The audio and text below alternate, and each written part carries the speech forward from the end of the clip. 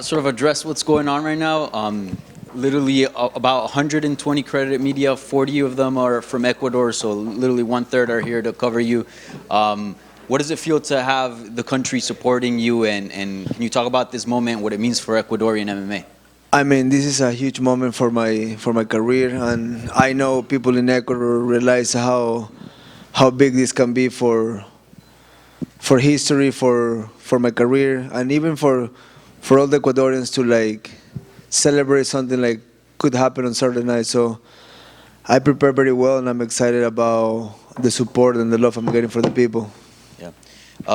Certainly, Sean and yourself, you both are fighting for the belt this Saturday, but you do have a whole country behind you, and you've mentioned before how you would like to sort of relieve the country due to some of the difficult circumstances that they've been going through. Do you feel like you enter almost the UFC 299 with a bigger purpose? I believe I try to find bigger purposes than just the hype and fame or money, but for me it's just by leading by example and showing the people that with hard work and dedication you can really achieve your dreams, and you can get it done. And a win on Saturday night will definitely give my country something to hope, something to be happy for, and something that hopefully can change things. Yeah.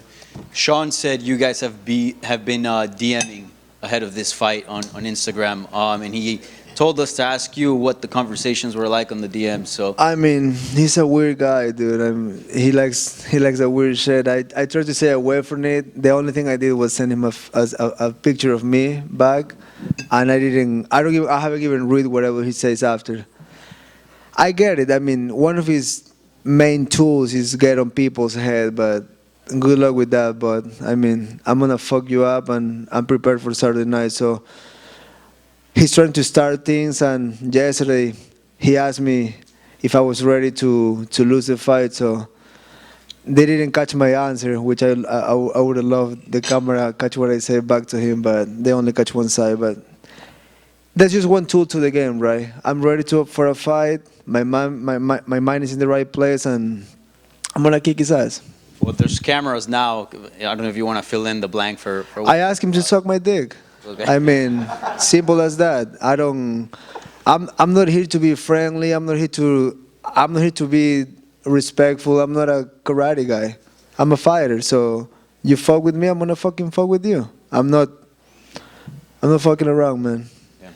And lastly, I don't know if you've seen, but he's been beefing with Ryan Garcia. He's also gone back and forth with Ilia Topuria. And he's also been saying that he doesn't count the first, his loss to you. So I just wanted to ask you, do you see him distracted? Do you feel like he's taking you lightly ahead of this fight? I don't give two fucks about what he's doing, who he talks for. I focus about myself. I focus about my schedule, my training, my body, my mind, and whatever he's doing, I can give two fucks about him or his life. Chito, you talked about running into him and inviting him to enjoy you in that way. Do you enjoy this sort of animosity before the fight? Does it give you a little extra spice? Bro, I'm a street fighter, dude. Honestly, I don't give two fucks. If you're here to and you want to throw down, we throw down. I don't grow up in a pussy ass environment like his. So if you want to throw down, him or his team, trust me. Yeah. I don't give two fucks, dude. You sort of mentioned that it was a weird DM, but I've got to push on you and say, what exactly did he send you that was weird? He was just trying to get to my head. The text wasn't weird. He's a weirdo. So I'm like, I'm not going to engage with you on a conversation. That's why you send a selfie back, smiling.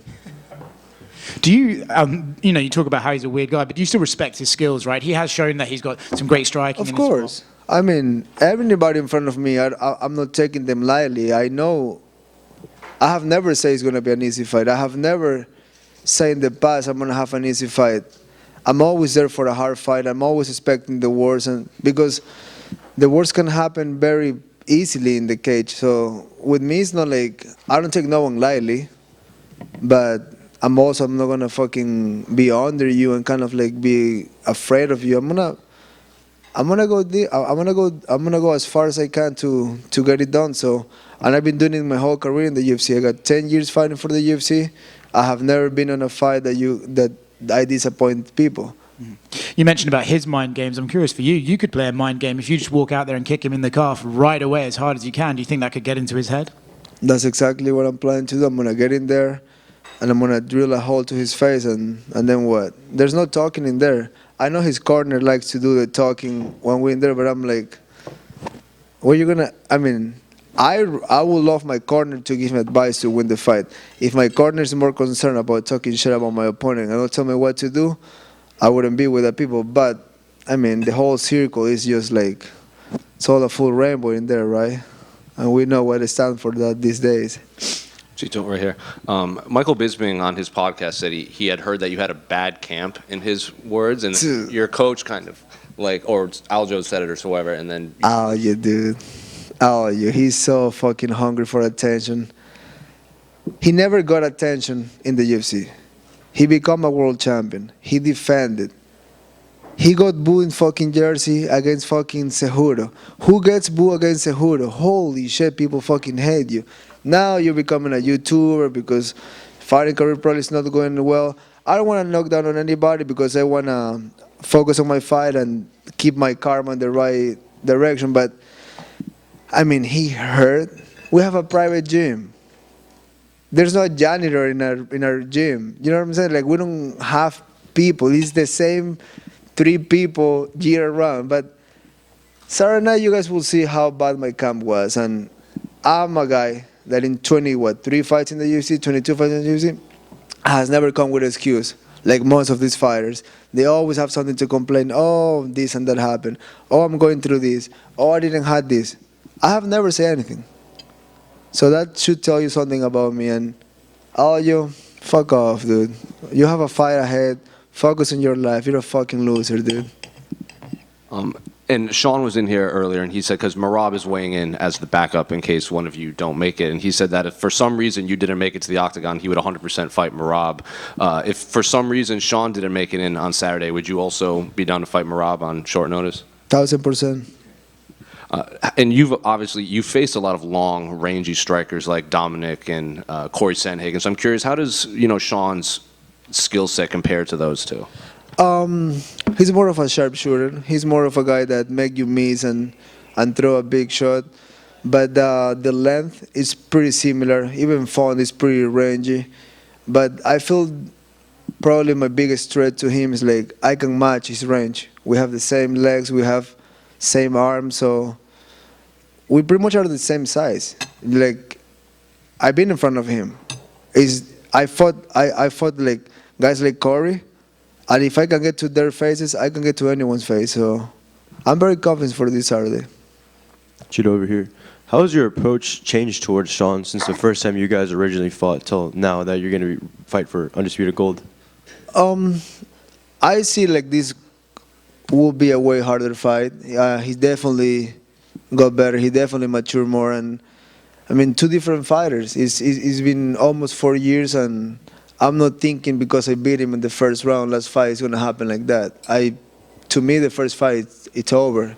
I'm thinking about the second fight, and in my opinion, will be a brand new fight, brand new opponent.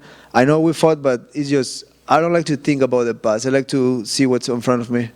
And we saw Ilia Topuria make history in Anaheim when he beat Volkanovski, becoming the first champion to represent Georgia and Spain. So, and he exploded after that. So do you see this as something that could happen to you? I know you're already a huge star, but maybe to potentially explode even more after this? That's what the winners get. I feel with a win on Saturday night, my name will keep growing, my brand will keep growing, but gotta win first. I feel like that's the most important thing, and I'm focused and I'm ready for Saturday night. And the focus is on Sean, but if you become champion, how do you envision your title reign as a UFC champion?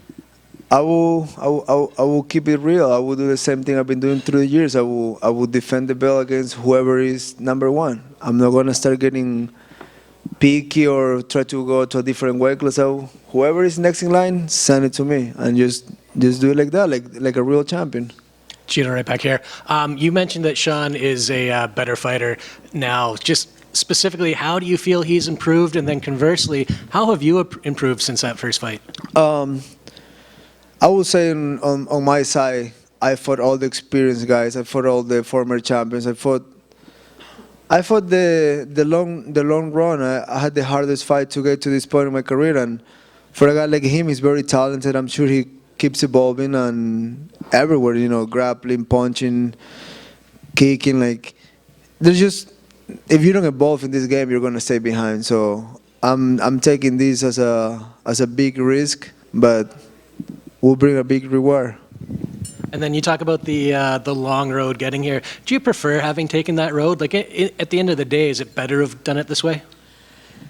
I don't know other way. I've been in this spot for my whole life. When I used to fight in South America, when I used to go to Peru, to Mexico, I never got like an easy fight. It was never like, okay, we're gonna build your record a little bit. I don't have an amateur record, so for me it was always getting into the fire and fight guys that I was supposed to lose pretty much my whole career, and that definitely gives me something, or make me find something inside me that most people won't find out because I went the long run. Thank you. Thank you. Chito, over here. When Sean was asked earlier about his prediction on the fight, he said he was putting you to sleep. What are your predictions for the fight on Saturday? Winning. Kicking his ass. Thank you, Chito. Thank you. Ecuador. Arrecho. Over here, please. Over here. Over here. Hello, Chiro. I knew for a good source that the president of Ecuador, Daniel Noboa, is following your fight against Sean O'Malley. Is it possible that he will go to the Casilla Center and sit next to the Dana White? It's very possible. It's a president of a country, so it will be easier to get him that type of seats. But I haven't talked to Daniel. Two, I gotta see if he's here first. Thank you, Chito. Thank you, guys.